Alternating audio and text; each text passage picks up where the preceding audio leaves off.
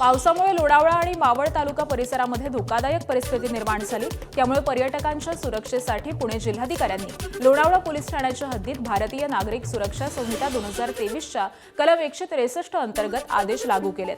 कलम 163 म्हणजेच पर्यावरणावर बंदी नसून पर्यटकांसाठी सुरक्षेच्या दृष्टीने निर्बंध लावण्यात आलेत। 6 जुलै रात्री 12 वाजल्यापासून 31 जुलै सकाळी 6 वाजेपर्यंत हे निर्बंध लागू असणार आहेत। मुंबईतल्या मानखुर्दच्या जनता नगर परिसरातील 5व्या क्रमांकाच्या चाळमध्ये एका 3 मजली इमारत कोसळलेली आहे। रात्री 8:30 वाजताच्या सुमारास ही घटना घडलेली आहे। ढिगाऱ्याखालून अडकून 6 जणांचा मृत्यू झालाय। यामध्ये 5 लहान मुलं आणि एका महिलेचा समावेश आहे। तर एका जखमी व्यक्तीवरती जवळील रुग्णालयामध्ये उपचार सुरू असल्याची माहिती आहे। दरम्यान या दुर्घटनेप्रकरणी 2 जणांना अटक करण्यात आलेली असून पोलिसांकडून पुढील तपास सुरू आहे।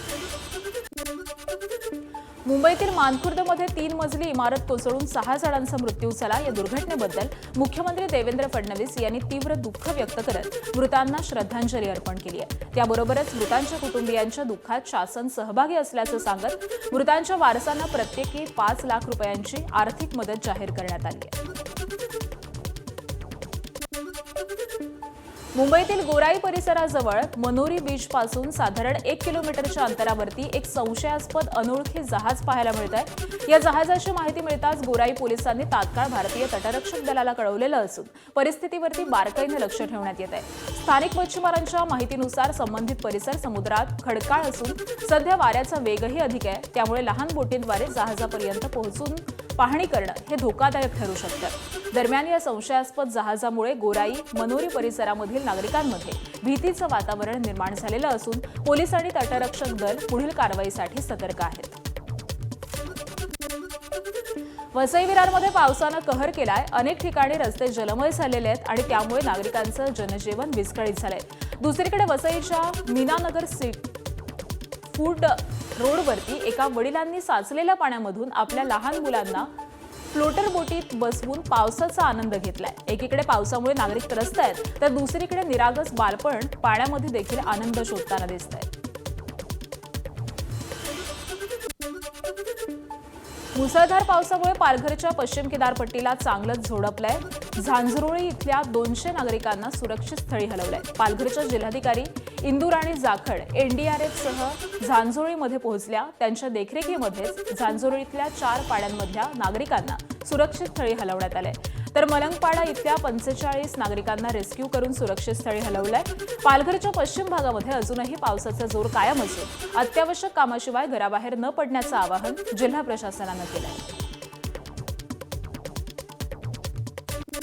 मागील 2 दिवसांपासून सुरू असलेल्या मुसळधार पावसामुळे भिवंडीतील अनेक सखल भाग जलमय झालेले आहेत। छत्रपती शिवाजी महाराज चौक परिसरामध्ये रस्त्यांना नदीचं स्वरूप आलेलं असून 2 ते 3 फुटांपर्यंत पाणी साचलंय। नजराणा, भाजी मार्केट आणि बाजारपेठेतील अनेक दुकानं आणि घरांमध्ये पाणी शिरल्यामुळे जनजीवन विस्कळीत झालंय। पाणी साचल्यामुळे अडकलेल्या नागरिकांना महापालिका आणि आपत्कालीन पथकाकडून सुरक्षित स्थळी हलवण्यात येत असून नागरिकांना सतर्कतेचं आवाहन करण्यात येत आहे। ठाणे भिवंडी महानगरपालिकेच्या राहणाळ गावाच्या हद्दीमध्ये मुसळधार पावसामुळे रस्त्यांना नदीचं स्वरूप प्राप्त झालं। रस्त्यांना 1.5 ते 2 फूट पाणी साचल्यामुळे पाण्यातून मार्ग काढत वाहन चालकांना मोठा त्रास सहन करावा लागतोय। पाण्याचा निचरा करण्यासाठी गटारांवरील चेंबर्स उघडण्यात आलेले आहेत। मात्र उघड्या चेंबरमुळे नागरिकांच्या सुरक्षिततेचा प्रश्न निर्माण झाण्याची आणि अपघाताची भीती व्यक्त केली जाते। पाण्याचा तातडीनं निचरा करून आवश्यक सुरक्षा उपाययोजना करण्याची मागणी इथल्या नागरिकांनी केली आहे। टिटवाळा परिसरात गेल्या काही तासांपासून मुसळधार पाऊस सुरू असून उल्हास नदीनं धोक्याची पातळी ओलांडली आहे। अशा धोकादायक परिस्थितीमध्ये देखील नदीवरील पुलावरून उभे राहून एका तरुणानं जीव धोक्यात घालून स्टंटबाजी केली। या तरुणाचा स्टंट करतानाचा व्हिडिओ एबीपी माझाच्या कॅमेऱ्यात चित्रित झालेला असून प्रशासनानं नागरिकांना पूरग्रस्त भागामध्ये धोकादायक स्टंट करू नका असं आवाहन केलंय। पनवेलमधल्या गाडेश्वर धरण परिसरामध्ये रविवारी पोहण्यासाठी गेलेल्या 2 तरुणांचा दुर्दैवी मृत्यू झालाय। माथेरान डोंगर रांगांमध्ये पडलेल्या मुसळधार पावसामुळे ओढ्यातील पाण्याचा जोर वाढल्यामुळे ही घटना घडली आहे। स्थानिकांनी काठीच्या सहाय्याने वाचवण्याचा प्रयत्न केला मात्र त्यांना अपयश आलंय। एकाचा मृतदेह सापडलेला असून दुसरा तरुण अद्याप बेपत्ता असून पोलिसांचं सर्च ऑपरेशन सुरू आहे। मृत तरुणांची नावं सुमित पवार आणि नयन म्हात्रे असून दोघेही पनवेलच्या बिचुंबे या गावचे रहिवासी आहेत। ठाण्यातील जांभळी नाका मंडई परिसरामध्ये एका मका विक्रेत्याचा आरोग्याशी खेळणारा प्रकार कॅमेऱ्यामध्ये कैद झालाय. रस्त्यावरती साचलेल्या अस्वच्छ पाण्यामध्ये हा विक्रेता मका धुताना दिसत असून हा व्हिडिओ सोशल मीडियावरती प्रचंड व्हायरल झालाय. या प्रकारानंतर पालिकेच्या आरोग्य विभागावरती प्रश्नचिन्ह उपस्थित होत असून नागरिकांनी बाजारपेठेतून आणलेला भाजीपाला आणि मका घरी गेल्यावरती स्वच्छ पाण्याने धुवूनच वापर करावा असं आवाहन करण्यात येत आहे. मुंबईतील बोरिवलीमध्ये मेट्रो मॉलसमोर बांधकाम सुरू असलेल्या प्रकल्पातील स्लॅब कोसळला. उपनगरात सुरू असलेल्या तुफान वाऱ्यामुळे ही घटना घडलेली असून स्लॅब खाली अनेक वाहनं अडकली आहेत. सुदैवानं या घटनेमध्ये कोणतीही जीवितहानी झाली नाही. मुंबईत सुरू असलेल्या जोरदार पावसामुळे अंधेरी पश्चिम लोखंडवाला परिसरात दुर्घटना घडली आहे. पुष्पांजली गार्डनमधील योगा केंद्राचं शेड कोसळून एका व्यक्ती हा जखमी झालेला आहे. जखमी व्यक्तीला तातडीनं जवळच्या रुग्णालयामध्ये उपचारासाठी दाखल करण्यात आले. कल्याणच्या कोळसेवाडी परिसरातल्या सिद्धार्थनगरमध्ये घराचं छत कोसळून एक महिला गंभीर जखमी झाली आहे. जखमी महिलेचं नाव आशाबाई बाळकृष्ण गांगुडे. घटनेची माहिती मिळताच स्थानिक शिवसेना नगरसेवक महेश गायकवाड यांनी तातडीनं घटनास्थळी धाव घेत जखमी महिलेला उपचारासाठी रुग्णालयात दाखल केलं. मुंबईतील दादरच्या प्रमोद पेडणेकर मार्गावरील राजारामवाडी भावनगर कॉटेज इथल्या चाळीवरती मोठं झाड कोसळल्याची घटना घडली आहे. या दुर्घटनेमध्ये चाळीतील घरांचं मोठं नुकसान झालेलं असून रस्ता वाहतुकीसाठी बंद झालाय. सुदैवानं या घटनेमध्ये कोणतीही जीवितहानी झाली नाही. सातारा जिल्ह्यातील कराड तालुक्यातल्या चाफळ माझगाव मार्गावरती रस्त्यालगतच धोकादायक बाभळीचं झाड अचानक प्रवासी जीपवरती कोसळलं. या अपघातात चालकासह 5 जण जखमी झालेले असून जीपच्या पुढील भागाचं मोठं नुकसान झालंय. 4 दिवसांपूर्वीच या झाडाबाबत इशारा देऊन देखील प्रशासनानं दुर्लक्ष केल्याचा आरोप ग्रामस्थांनी केलाय. चालकाच्या प्रसंगावधानामुळे मोठी जीवितहानी टळलेली असून ग्रामस्थांनी धोकादायक झाडं तातडीनं हटवून नुकसान भरपाई आणि दोषींवरती कारवाईची मागणी केली आहे.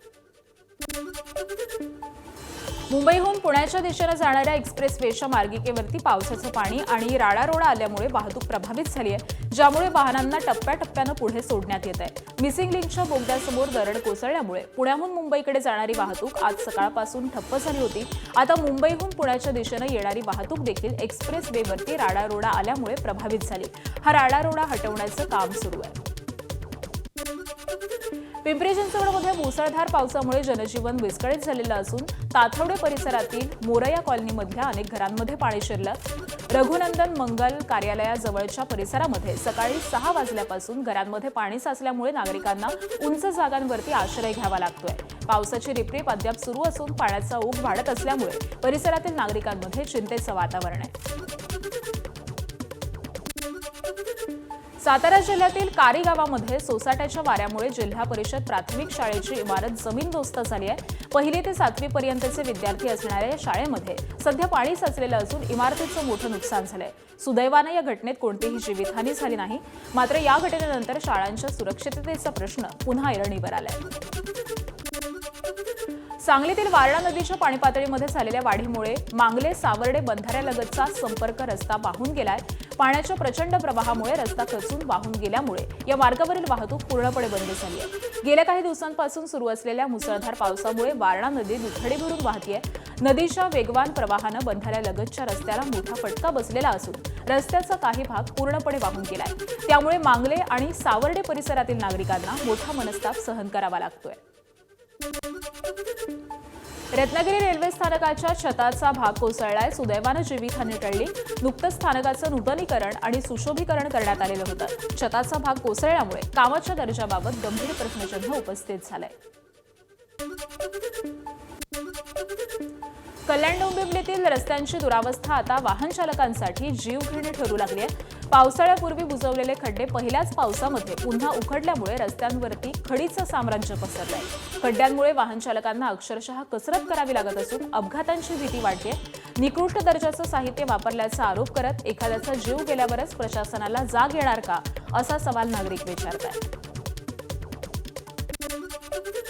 टिटवाळ्यात धक्कादायक प्रकार समोर आलाय। गेल्या 5 दिवसांपासून सुरू असलेल्या मुसळधार पावसामुळे टिटवाळा बल्ल्यानी मार्गावरती रस्त्याला भला मोठं भगदाड पडलंय आणि यामुळे वाहन चालक आणि नागरिकांमध्ये भीतीचं वातावरण निर्माण झालंय।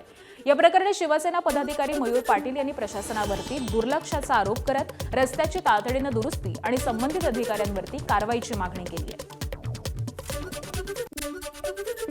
नाशिक जिल्ह्यात सुरू असलेल्या पावसामुळे निफाड तालुक्यातील नांदूर मध्यमेश्वर धरणामधून विसर्ग करण्यात येतोय। धरणाच्या एका वक्राकार गेटमधून 300 क्युसेक वेगानं पाणी गोदावरी नदीपात्रात सोडण्यात येत आहे। हे पाणी पुढे जायकवाडी धरणात पोहोचणार आहे। धरणाच्या पाणलोट क्षेत्रामध्ये सुरू असलेल्या पावसामुळे जलसाठ्यात हळूहळू वाढ होतीये। त्यातच हवामान विभागानं नाशिक जिल्ह्यामध्ये येत्या काही दिवसांमध्ये मुसळधार पावसाचा इशारा दिलाय। त्यामुळे धरणात पाण्याची आवक आणखी वाढल्यास विसर्गामध्ये देखील टप्प्याटप्प्यानं वाढ करण्यात येईल अशी शक्यता जलसंपदा विभागाकडून व्यक्त करण्यात येते। धरणातून पाणी सोडण्यास सुरुवात झाल्यामुळे गोदावरी नदीच्या काठावरील गावांमधील नागरिकांना सतर्क राहण्याचं आवाहन करण्यात येत आहे। कर्नाटकचे माजी मुख्यमंत्री सिद्धरामय्या महाराष्ट्राचे नवीन काँग्रेस प्रभारी होणार असल्याची माहिती सूत्रांनी दिली आहे। चेन्नीथला हे केरळचे गृहमंत्री झाल्यामुळे सिद्धरामय्या यांच्यावरती नवीन जबाबदारी सोपवण्यात येणार असल्याची माहिती सूत्रांकडून मिळते। पश्चिम बंगालमधील 3 राज्यसभा जागांसाठी पोटनिवडणूक जाहीर करण्यात आली। तृणमूल काँग्रेसमध्ये फूट पडल्यानंतर सुष्मिता देव, सुखेंदू रे आणि प्रकाश बाराईक 3 खासदारांनी राजीनामा दिला होता। सुष्मिता देव यांचा कार्यकाळ 2030 पर्यंत तर सुखेंदू रे आणि प्रकाश बराईक यांचा कार्यकाळ 2029 पर्यंत होता। दरम्यान 14 जुलैपर्यंत अर्ज भरण्याची मुदत असून 24 जुलै 2026 रोजी आवश्यकतेनुसार मतदान होणार आहे। सध्या पावसाळी अधिवेशन सुरू असून लोकप्रतिनिधी शेतकऱ्यांच्या प्रश्नांकडे दुर्लक्ष करत असल्याचा रोष बीड जिल्ह्यामध्ये दिसून येतोय। अखिल भारतीय किसान सभेने लोकप्रतिनिधींनो शेती प्रश्न सभागृहात मांडणार नसाल तर राजीनामे द्या असे बॅनर जिल्हाभर लावले। सरसकट कर्जमाफी, 2025चा पीक विमा, घोषित थकीत अनुदान आणि इतर शेती प्रश्नांवरती सभागृहात आवाज उठवण्याची मागणी या बॅनरमधून करण्यात आली आहे। जिल्हाभरामध्ये लावलेल्या या बॅनरची सध्या मोठ्या प्रमाणात चर्चा आहे। काँग्रेसकडून राम मंदिरातील देणगी आणि आर्थिक व्यवहारांमध्ये कथित भ्रष्टाचार झाल्याचा आरोप करत उद्यापासून राज्यव्यापी रघुपती राघव राजाराम सत्याग्रह आंदोलन सुरू करण्यात येणार आहे। या आंदोलनाची सुरुवात नाशिक इथल्या काळाराम मंदिर येथून होणार असल्याची माहिती देण्यात आली आहे। या आंदोलनाचं नेतृत्व प्रदेश काँग्रेस अध्यक्ष हर्षवर्धन सपकाळ करणार आहेत। राम मंदिरातील देणगी संकलन आणि आर्थिक व्यवहारांमध्ये पारदर्शकतेचा अभाव असल्याचा काँग्रेसचा आरोप असून या प्रकरणाची निष्पक्ष चौकशी करण्यात यावी, त्याचबरोबर संपूर्ण देणगी व्यवस्थापनामध्ये पारदर्शकता आणावी अशी मागणी करण्यात येणार आहे। दरम्यान पुढील काही दिवसांमध्ये हे आंदोलन राज्यभर तीव्र होण्याची शक्यताही व्यक्त केली जाते। राम मंदिर इथल्या दानचोरी प्रकरणाच्या पार्श्वभूमीवरती ट्रस्टचे प्रमुख पदाधिकारी चंपत राय यांचा राजीनामा मंजूर करण्यात आल्याची चर्चा आहे। मात्र याबाबत ट्रस्टकडून अधिकृत घोषणा अद्यापही करण्यात आलेली नाही। दानचोरी प्रकरणामुळे मंदिर प्रशासनात मोठी खळबळ उडालेली असून या घटनेच्या चौकशीसह प्रशासकीय बदलांवरती देखील बैठकीत चर्चा सुरू असल्याची माहिती समजली आहे। नाशिक टीसीएस कंपनीतील लैंगिक शोषण आणि धर्मांतर प्रकरणातील आरोपी निदा खानला नाशिक न्यायालयानं जामीन मंजूर केलाय। निदा खानसह तौसिफ अत्तार याला देखील जामीन मिळालाय। मात्र दानिश शेखचा जामीन अर्ज कोर्टानं फेटाळल्याची माहिती सध्या समोर येते। पुढची बातमी आहे नंदुरबारमधून। नंदुरबारच्या नवापूर इथल्या 50 विद्यार्थी क्षमतेच्या आदिवासी वसतिगृहाची वास्तविक स्थिती धक्कादायक आहे। गेल्या अनेक वर्षांपासून हे वसतिगृह बंद पडलेल्या कुक्कुटपालन शेडमध्ये सुरू असून विद्यार्थ्यांना अस्वच्छता, गळकट छत आणि धोकादायक विद्युत व्यवस्थेमध्ये राहावं लागतंय। इमारतीसाठी दरमहा साधारण 2 लाख रुपये भाडे दिलं जात असताना देखील दुरुस्ती रखडल्यामुळे प्रशासनावरती प्रश्न उपस्थित होतोय। इमारत एका लोकप्रतिनिधींच्या मालकीची असल्याचं देखील सांगण्यात येत आहे। राष्ट्रवादीचे भरत गावित यांनी चौकशीची मागणी केली आहे, तर आमदार शिरीष नाईक यांनी करार संपल्यानं दुरुस्ती अडल्याचा दावा केलेला आहे। नव्या वर्षामध्ये 10हून अधिक विद्यार्थ्यांनी प्रवेशासाठी अर्ज केलेला असून त्यांना पुन्हा याच परिस्थितीमध्ये राहावं लागणार का हा प्रश्न ऐरणीवर आहे। पंढरपुरात आषाढी वारीच्या निमित्तानं आलेल्या परप्रांतीय वारकऱ्यांच्या 2 गटात फ्रीस्टाईल हाणामारी झाली आहे। चंद्रभागा नदीवरील जुन्या दगडी पुलावरती लाठ्या काठ्या आणि कुऱ्हाडी घेऊन दोन्ही गटांनी एकमेकांवरती हल्ले केले। या राड्यामुळे काही काळ परिसरात तणाव निर्माण झाला होता। मात्र स्थानिकांनी मध्यस्थी करत गोंधळ शांत करण्याचा प्रयत्न केला। धुळे शहरातील गोळीबार टेकडी रोड परिसरामध्ये अल्पवयीन मुलीनं भावनिक आणि शारीरिक त्रासाला कंटाळून आत्महत्या केल्याची धक्कादायक घटना घडली आहे। बादल माळी या युवकानं मुलीच्या अज्ञानाचा गैरफायदा घेत तिला प्रेमाच्या जाळ्यात फसवून वेळोवेळी त्रास दिल्याचा आरोप मुलीच्या नातेवाईकांनी केलाय। मुलीच्या कुटुंबियांच्या तक्रारीवरून शहर पोलीस ठाण्यामध्ये गुन्हा दाखल करून पोलिसांनी आरोपी बादल माळीला तात्काळ ताब्यात घेतलेला आहे। अल्पवयीन मुलीला आत्महत्येस प्रवृत्त केल्याप्रकरणी पुढील तपास सुरू आहे। डीआरआयच्या मुंबई विभागानं मुंबई विमानतळावरती मोठी कारवाई करत 10 कोटी 65 लाख रुपयांचे 2 किलोचे कोकेन जप्त केलंय। नैरोबी मार्गे आलेल्या एका विदेशी महिलेला प्रवाशाच्या ट्रॉली बॅगेमधून धातूच्या हँडलमध्ये लपवून ठेवलेले 17 पॅकेट्स तपासणीत आढळलेले आहेत। गुप्त माहितीच्या आधारे ही कारवाई करण्यात आलेली असून संबंधित महिलेला अटक करण्यात आली आहे, तर एनडीपीएस कायद्यानुसार गुन्हा नोंदवून तपास सुरू आहे। नागपूरलगतच्या छिंदवाडा जिल्ह्यातल्या प्रसिद्ध जामसावळी हनुमान मंदिराच्या नावानं बनावट पावत्या छापून देणगी उकळणाऱ्या टोळीला बेलतरोडी पोलिसांनी अटक केली आहे। कृष्णा वाळके, राजा काळे आणि विशाल वाळके अशी अटक करण्यात आलेल्या आरोपींची नावं आहेत। बेलत्रवाडी राजेंद्र संगम यांच्या घरी जाऊन आरोपींनी स्वतःला मंदिराचे अधिकृत प्रतिनिधी असल्याचं सांगत वर्गणी मागितली आहे। संशय आल्यामुळे संगम यांनी पोलिसांना माहिती दिली, तर मंदिर ट्रस्टशी संपर्क साधल्यानंतर आरोपींचा मंदिराशी कुठलाही संबंध नसल्याचं समोर आलेलं असून तिघांविरोधामध्ये गुन्हा दाखल करून त्यांना अटक करण्यात आली आहे। नवी मुंबईच्या जेएनपीए बंदरामध्ये वादळी वाऱ्यामुळे उभ्या जहाजांवरचा कंटेनर पडून मोठा अपघात झालाय। बंदरामध्ये उभ्या असलेल्या तेलाच्या टँकरवरती काम करणाऱ्या कर्मचाऱ्यांच्या अंगावरती कंटेनर पडल्यामुळे बिहारच्या 19 वर्षीय अमित कुमार किशोर प्रसाद यांचा जागीच मृत्यू झालाय। या अपघातामध्ये आणखी 2 जण गंभीर जखमी झालेले आहेत। गेल्या 4 दिवसांपासून सुरू असलेल्या मुसळधार पाऊस आणि सोसाट्याच्या वाऱ्यामुळे निर्माण झालेल्या वादळ सदृश्य परिस्थितीमध्ये ही दुर्घटना घडल्याचं सांगण्यात येत आहे। जळगावच्या यावल तालुक्यातल्या फैजपूर रस्त्यावरती सांगवी हिंगोणे दरम्यान भीषण अपघात घडलाय। या अपघातामध्ये 22 मजूर जखमी झाल्याची घटना समोर येते। मजूर घेऊन जाणाऱ्या 4 चाकी वाहनाचा टायर फुटल्यामुळे वाहनावरील चालकाचं नियंत्रण सुटलं आणि गाडी उलटली।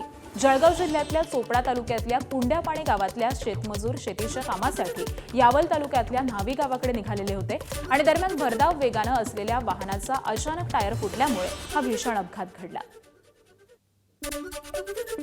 मराठवाडा आणि विदर्भातील प्रवाशांना मुंबईशी थेट जोडणारी नवी नांदेड मुंबई रेल्वे सेवा ही आजपासून सुरू करण्यात आली। या नव्या रेल्वेमुळे प्रवाशांना मोठा दिलासा मिळालेला असून प्रवास अधिक सुलभ आणि सोयीस्कर होणार आहे। या रेल्वे सेवेला खासदार संजय देशमुख यांच्या सातत्यपूर्ण पाठपुराव्यामुळे मंजुरी मिळाल्याचं सांगण्यात येत आहे, तर त्यांच्याच हस्ते या रेल्वेला हिरवा झेंडा दाखवून औपचारिक सुरुवात करण्यात आली। राज्यात मुसळधार पावसामुळे गेल्या 24 तासांमध्ये विविध दुर्घटनांमध्ये 12 जणांचा मृत्यू झालेला असून 4 जण जखमी झालेले आहेत। मुंबई उपनगरामध्ये भिंत कोसळून 6 जण, पुण्यामध्ये 1 जण तर ठाण्यामध्ये 1 जणांचा भिंत पडून मृत्यू झालाय।